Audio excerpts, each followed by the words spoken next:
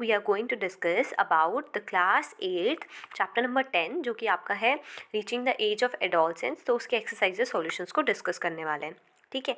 सो बिना ज़्यादा देर किए हुए स्टार्ट करते हैं। अपना सारा का सारा स्टडी मटेरियल लेके साथ में बैठना, एक एक करके सारे के सारे क्वेश्चंस को एक ही वीडियो में कवर अप कर लेंगे, ठीक है। क्वेश्चन नंबर 1 से स्टार्ट करते हैं। What is the term used for the chemical secretions of endocrine gland responsible for the changes taking place in the body? तो उस chemical secretion को क्या बोलते हैं जो endocrine gland से निकलता है जिसकी वजह से बॉडी में चेंजेस होते हैं, तो उसे क्या कहते हैं? हॉर्मोन्स, ठीक है। नेक्स्ट क्वेश्चन पे आते हैं। Define adolescence. एडोलसेंस क्या होती है वो आपको बताना है, ठीक है। तो देख सकते हो आप यहाँ पर आंसर लिखा है, the period of life when the body undergoes changes leading to the reproductive maturity is called adolescence. Okay, children between the ages 11 and 19 years are called adolescents. So adolescence एक पीरियड ऑफ लाइफ है, एक time है, ऐसा time है जब body में कुछ changes होते हैं, ठीक है। बॉडी में कुछ चेंजेस होते हैं जिसकी वजह से क्या आएगी? रिप्रोडक्टिव मैच्योरिटी आएगी किसी भी पर्सन के अंदर, उसे क्या बोलेंगे हम? एडोलसेंस। और ये एज कब से कब तक रहती है? 11 साल से, मतलब 11 टू 19, 11 to 19 के जो बच्चे होते हैं जिनकी एज 11 से 19 ईयर्स के बीच में होती है उनको कहते हैं adolescents. Okay, third question is what is menstruation? Explain, ठीक है। मेंस्ट्रुएशन क्या होता है उसको आपको एक्सप्लेन करना है, ठीक है। ओके, आ जाते हैं आंसर नंबर 3 पे। तो इसको ढंग से समझना है। देखो ये बहुत इंपॉर्टेंट क्वेश्चन है, बहुत बार एग्जाम्स में पूछा भी जाता है, ठीक है, और आपको क्लियर भी होना चाहिए। आंसर नंबर 3 है, देखिए फीमेल्स में क्या होता है पहले एक बार समझ लेते हैं। आंसर तो आप डायरेक्टली कॉपी कर सकते हो, है ना, या स्क्रीनशॉट ले सकते हो या नोट डाउन भी कर सकते हो। एक बार समझ लेते हैं, उसके बाद आप चाहे तो अपने ओन वर्ड्स में भी आंसर लिख सकते हो, ठीक है। आपको पता है फीमेल्स में क्या होता है, जो रिप्रोडक्टिव फेज़ होती है वो कब स्टार्ट होती है? 10 से या 12 ईयर्स के एज के बीच में स्टार्ट हो जाती है, ठीक है, और लास्ट करती है 45 से 50 ईयर्स तक रहती है, ठीक है, रिप्रोडक्टिव फेज़। मतलब तो एक फीमेल है वो रिप्रोडक्शन के एबल हो जाती है कब से? 10 to 12 years of age to 45 to 50 years में उनका क्या चलता है? रिप्रोडक्टिव फेज चलता है, ठीक है। तो जो ओवा होते हैं, ठीक है, ओवा क्या होते हैं? जो ओवा होते हैं फीमेल के वो क्या करते हैं? मेच्योर होने लग जाते हैं जैसे ही प्यूबर्टी स्टार्ट होती है। एक ओवम क्या करता है? मेच्योर होता है और रिलीज होता है ओवरीज से हर एक महीने में। मतलब देखो 28 से 30 दिन में क्या होता है? एक ओवम मैच्योर होके रिलीज़ हो जाएगा, ठीक है। अब क्या होता है इस पीरियड के दौरान, मतलब इस टाइम पे जो यूटरस होता है ना, फीमेल्स का जो यूटरस होता है उसकी जो वॉल्स होती हैं वो काफ़ी थिक हो जाती हैं, मोटी हो जाती हैं, ताकि वो क्या कर पाएँ? एग को रिसीव कर पाएँ, ठीक है, अगर फर्टिलाइजेशन होता है तो, ठीक है। अब देखो ओवम रिलीज़ हुआ, अगर फर्टिलाइजेशन हो जाता है तो उसके बाद तो क्या हो जाता है? प्रेगनेंसी हो जाती है, ठीक है, जिसकी वजह से प्रेगनेंसी हो जाती है। बट अगर फर्टिलाइजेशन अकर ही नहीं होगा, अगर फर्टिलाइजेशन नहीं होगा तो उस केस में क्या होता है? जो एग रिलीज़ हुआ है, ठीक है, तो जो थिक वॉल होती है यूटरस की, आपको पता है ना, लाइनिंग ऑफ जो यूटरस होती है वो थिक हो जाती है, ठीक है, तो वो क्या होती है? ब्लड वेसल्स के साथ क्या हो जाती है? झड़ जाती है, शेड ऑफ हो जाती है, जिसकी वजह से ब्लीडिंग होती है वुमेन्स में, जिसको हम मेंस्ट्रुएशन कहते हैं। मेंस्ट्रुएशन हर 28 से 30 डेज में एक बार होता है और इस पूरी साइकिल को कहते हैं मेंस्ट्रुअल साइकिल, जो कि 28 से 30 डेज की एक साइकिल होती है। ओके, ये था आपका आंसर नंबर 3। आंसर नंबर 4 पे आते हैं हम। ओके, क्वेश्चन पूछ रहा है list the changes in the body that take place at puberty. Puberty के टाइम पे बॉडी में जो जो चेंजेस होते हैं वो आपको बताने हैं, ठीक है। सो देखो यहाँ आंसर नंबर 4 है, बहुत सारे चेंजेस दे रखे हैं। आंसर नंबर 4 के सारे पॉइंट्स को डिस्कस करते हैं। पॉइंट नंबर 1 क्या बोल रहा है? देखो सबसे पहले तो क्या होगा? हाइट और वेट क्या होगा? वो एकदम से सडनली, मतलब होता है एकदम से अचानक से इंक्रीज हो जाएगा। दूसरी चीज़ क्या होगी? हेयर्स ग्रो हो जाते हैं लेग्स में, हैंड्स में, फेस पे और अंडर आर्म्स पे, ठीक है। नेक्स्ट, फीमेल्स में क्या हो जाता है? ओवरीज इनलार्ज करती हैं, बड़ी होती हैं, और क्या हो जाएगा? वहाँ पर जो एग्स हैं मैच्योर्ड एग वो प्रोड्यूस होने लग जाएंगे। मेल्स में क्या होगा, टेस्टिस ग्रो करेंगी और प्रोड्यूस करना स्टार्ट करेंगी स्पर्म्स को, ठीक है। नेक्स्ट की चेंजेस क्या होगा, मेल्स में क्या होगा कि शोल्डर्स जो होते हैं ना वो ब्रॉड हो जाते हैं, ठीक है। आपने देखा होगा ना, मेल्स में क्या होते हैं, शोल्डर्स जो होते हैं वो कंधे यानी कि वो ब्रॉड हो जाते हैं, चेस्ट वाइड हो जाती है, जबकि फीमेल्स में जो वेस्ट है वो क्या हो जाती है, वाइड हो जाती है, ठीक है। बिलो जो वेस्ट होता है ना वो क्या हो जाती है, वाइड होती है, ओके। एक्ने आपने देखा होगा फेस पे ना छोटे छोटे दाने हो जाते हैं तो उसको क्या कहते हैं, एक्ने।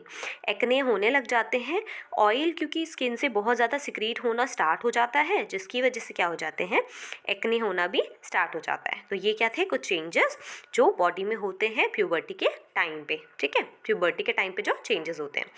अब आते हैं आंसर नंबर 5 की तरफ। देखो क्या बोल रहा है, prepare table having 2 columns depicting names of endocrine and hormones secreted by them। तो आपको क्या करना है, कुछ आपको पहले तो ग्लैंड्स के नाम लिखना है, एंडोक्राइन ग्लैंड्स के, और फिर उनसे कौन सा हार्मोन सिक्रीट होता है उसके बारे में आपको एक टेबल टाइप का बनाना है। तो देखो हमने एक साइड पे क्या लिख दिए हैं, हार्मोन्स लिख दिए हैं, और दूसरी साइड पे लिख दिए हैं कि वो कहाँ से सिक्रीट होते हैं, ठीक है। सो स्टार्ट करते हैं। First one is testis, endocrine gland है तो टेस्टिस से क्या रिलीज होता है, सो टेस्टिस से रिलीज होता है टेस्टोस्टेरॉन। याद रखना है, बहुत इजी है रिमेंबर करने के लिए।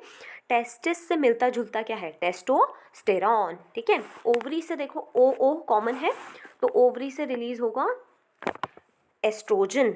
आप बोलो कि यहाँ ओ लिखा हुआ है ना, ओ को नहीं पढ़ते हम, इसको पढ़ते क्या है, एस्ट्रोजन, ठीक है। पिट्यूटरी ग्लैंड से रिलीज होता है ग्रोथ हार्मोन जिससे बॉडी में ग्रोथ होती है। एडर्नल ग्लैंड से होगा release adrenaline, okay. Thyroid gland से होगा थायरॉक्सिन, और पैनक्रियाज से इंसुलिन, ओके। सो इसको आप स्क्रीनशॉट कर सकते हो या फटाफट पॉज करके वीडियो को नोट डाउन भी कर सकते हो, ओके। आते हैं नेक्स्ट क्वेश्चन पे। क्या पूछ रहा है, what are sex hormones, why they are named so, और स्टेट देयर फंक्शंस, ठीक है। तो इसमें 3 आप देख सकते हो, क्वेश्चन के 3 पार्ट्स हैं, तो तीनों पार्ट्स को आपने अच्छे से आंसर करना है, ठीक है। तो स्टार्ट करते हैं। देखो सबसे पहले क्या है, देखो जो हॉर्मोन्स होते हैं, तो हॉर्मोन्स जो कि हेल्प करते हैं हमारी बॉडी की, ठीक है, जो कि हेल्प करते हैं कंट्रोल करने में formation of secondary sexual characters, ठीक है। जो क्या करते हैं, सेकेंडरी सेक्सुअल कैरेक्टर्स के फॉर्मेशन में हेल्प करेंगे, उन हार्मोन्स को क्या बोलते हैं, सेक्स हार्मोन्स बोलते हैं। इनको इनका नाम इसीलिए ऐसा नेम इनको इसीलिए किया गया है क्योंकि ये क्या करते हैं, सेक्सुअल एक्टिविटीज़ को कंट्रोल करते हैं, जिसकी वजह से इनका नाम क्या दिया गया है, सेक्स हार्मोन्स। फंक्शंस क्या है, मेल सेक्स हार्मोन आपको पता है टेस्टोस्टेरॉन होता है, फीमेल सेक्स हार्मोन एस्ट्रोजन होता है। टेस्टिस का काम क्या होता है, जो टेस्टिस से टेस्टोस्टेरॉन निकलता है, ठीक है, वो कहाँ से निकलता है, पहले आपको पता होना चाहिए, टेस्टिस से, जिसकी वजह से बॉयज़ में सेकेंडरी सेक्सुअल कैरेक्टर्स में चेंजेस देखने को मिलेंगे, जैसे कि फेशियल हेयर ग्रोथ हो जाती है, आपने देखा होगा मस्टैग है ना, मूछें, दाढ़ी मूछें आने लग जाती हैं, और स्पर्मेटोजेनेसिस मतलब स्पर्म्स का बनना, ठीक है। Next is female sex hormone, इसको क्या कहते हैं, एस्ट्रोजन, ठीक है। फीमेल सेक्स हार्मोन क्या है, एस्ट्रोजन है, ये ओवरीज से सिक्रीट होता है, और फीमेल्स में कौन कौन से कैरेक्टर्स को ये कंट्रोल करता है, जैसे कि मेमेरी ग्लैंड्स जो होती हैं उनके अपीयरेंस को, और मेंटेन करता है प्रेगनेंसी को। ये थे किसके, आप देख सकते हो ये फंक्शंस थे फीमेल सेक्स हार्मोन्स के, ठीक है। अब आ जाते हैं क्वेश्चन नंबर 7 की तरफ। देखो आपको क्या करना है, मल्टीपल चॉइस क्वेश्चन है। फर्स्ट क्वेश्चन है, adolescent should be careful about what they eat because, adolescent जो भी खाते हैं उनको पता होना चाहिए वो क्या खा रहे हैं, क्योंकि जो प्रॉपर डाइट है वो चाहिए, क्योंकि एडोलसेंट एज में क्या होता है, बॉडी में बहुत सारे चेंजेस होते हैं, ग्रोथ होती हैं, तो रैपिड ग्रोथ के लिए क्या चाहिए, हमें एक प्रॉपर डाइट चाहिए। तो इसीलिए 7th का आंसर क्या हो जाएगा, option number 2, okay. Next is reproductive age in women start when their, reproductive age जो है वुमेन्स में कब स्टार्ट हो जाती है, जब मेंस्ट्रुएशन शुरू हो जाएगा, ठीक है। नेक्स्ट इज राइट मील, जो एक सही मील है एडोलसेंट के लिए वो कौन सा होगा? चपाती, दाल और वेजिटेबल, क्योंकि बाकी सारे खानों में कहीं ना कुछ जंक फूड है। ओके नेक्स्ट आ जाते हैं, शॉर्ट नोट लिखना है आपको, Adam's apple, secondary sexual characters और sex determination in unborn baby पे। सो फर्स्ट ऑफ ऑल देखते हैं एडम्स एप्पल। सो आपको पता है प्यूबर्टी के एज में क्या होता है, यहाँ पर आप देख सकते हो 8th का ए वाला आंसर दे रखा है। एट प्यूबर्टी जो वॉइस बॉक्स होता है या लार्नेक्स होता है वो ग्रो करना स्टार्ट करता है, ठीक है। और जो बॉयज़ होते हैं उनकी वॉइस क्या हो जाती है, आपने देखा होगा काफ़ी भारी उनकी आवाज़ हो जाती है ना।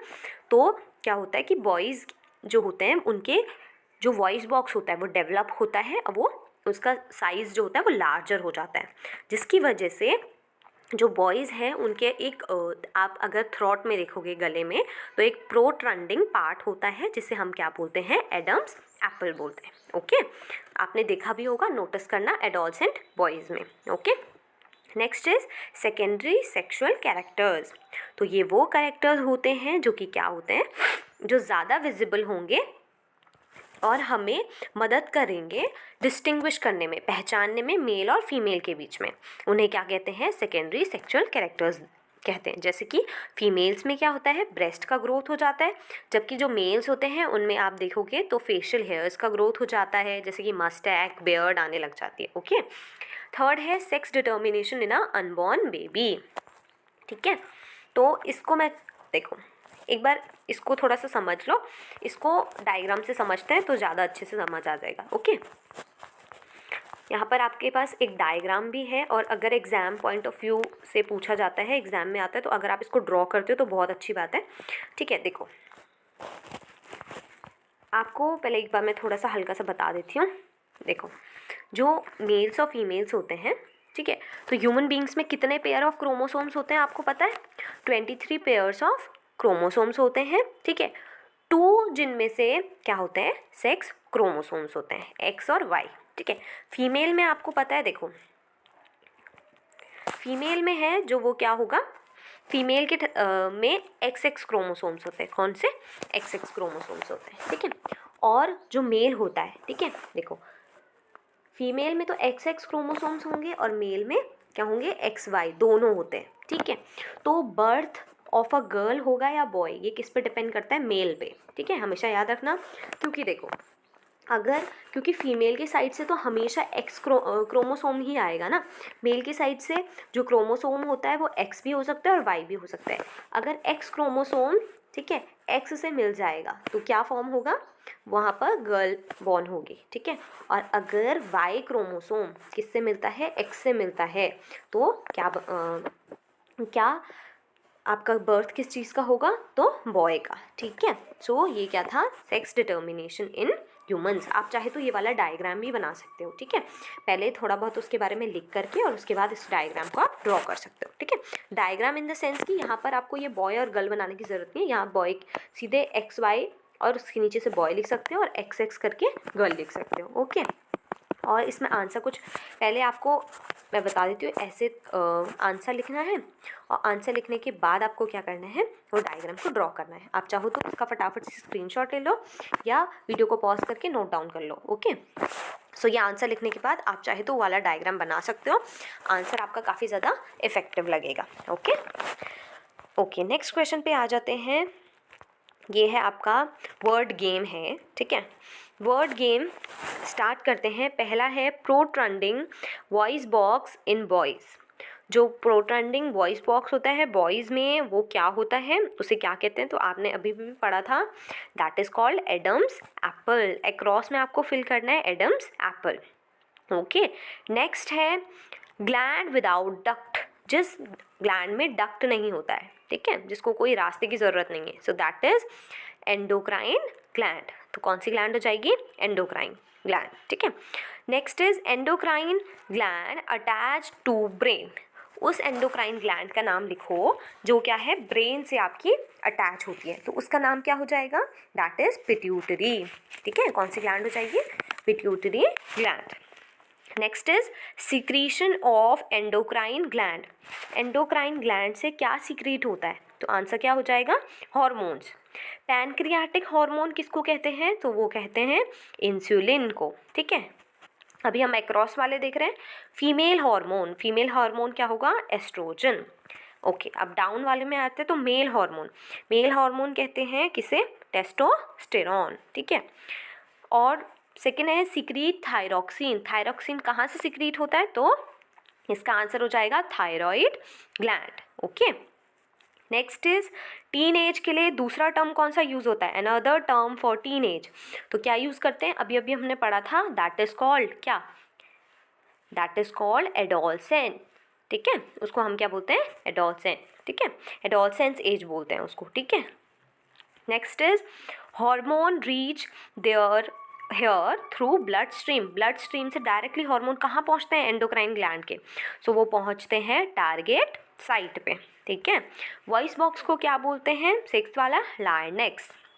और term for the changes in at adolescence के टाइम पे जो चेंजेस आते हैं उन्हें क्या कहते हैं, सो दैट आर कॉल्ड, उनको हम क्या कहेंगे, प्यूबर्टी, ठीक है। ओके, सो ये था आपका आंसर नंबर 9। अब मूव करते हैं आंसर नंबर 10 की तरफ। देखो यहाँ पर आपको एक टेबल दे रखी है, ठीक है, टेबल दे रखी है, उससे आपको बताना है कि क्या कंक्लूजन आपका निकला है, ठीक है। पहले आप यहाँ देख लो, ठीक है। एज देखो आपको 0, 4, 8, 12, 16 और 20, तो गर्ल्स और बॉयज़ की एज दे रखी है, ठीक है, कि और उस मतलब उनकी एज के हिसाब से उनकी हाइट्स दे रखी है। देखो 0 एज पे सेम हाइट, 4 पे बॉयज़ की 96 है, गर्ल्स की 92, 8 की एज में 114, 110, 12 की एज में गर्ल्स की हाइट एकदम से बढ़ी है, 16 की एज में दोनों की सेम हो गई है, और 20 की एज तक बॉयज़ की हाइट बढ़ गई, ठीक है। तो इसको ही आपने ये जो ग्राफ दे रखा है उसकी मदद से लिखना है कि हमको क्या पता चला, इस ग्राफ की मदद से, इस डेटा की मदद से हमें पता चला कि जो इनिशियली शुरुआती तौर पर क्या होता है, पहले 0 से 8 साल के बीच में बॉयज़ की ग्रोथ ज़्यादा होती है इन कंपैरिजन टू गर्ल्स, ठीक है। फिर 8 से 16 साल के बीच में, यानी कि 8 से 16 ईयर्स के बीच में जो गर्ल्स होती हैं वो ज़्यादा फास्ट ग्रो करती हैं बॉयज़ से। पर जब क्या होता है 20 एज के लगभग, जब दोनों के दोनों 20 एज तक पहुंच जाते हैं तो उनकी मैक्सिमम हाइट रीच कर जाती है जितना उनको ग्रो करना है। अब जो बॉयज़ हैं वो क्या करते हैं, उनमें क्या होता है, ज़्यादा हाइट दिखी जाती है इन कंपैरिजन टू गर्ल्स, ठीक है। तो ये थे आपके exercises solutions of class 8 chapter number 10 science, जो कि आपका है reaching the age of adolescence. I hope कि आपके सारे डाउट्स क्लियर हो गए हो। Thank you so much for watching this video. Make sure to like, share, comment and subscribe to the channel. Thank you everyone.